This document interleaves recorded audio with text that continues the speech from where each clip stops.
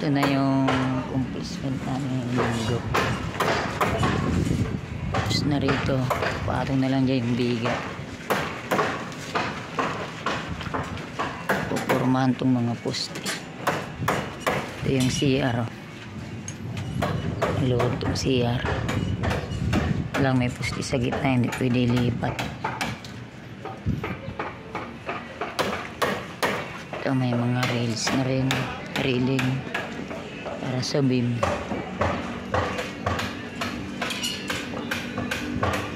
Ayan na siya. Wala nga lang kaming tubo, puro lang kukulamber. Wala naman tong kontraktor. Sahod namin dito, pasapero lang sa may-ari.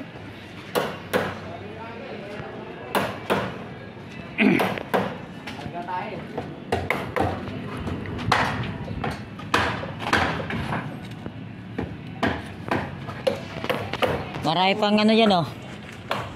Marami-rami pa yan. Ilang patong pa, oh. Walo patong pa. So naglalagay na rin sila.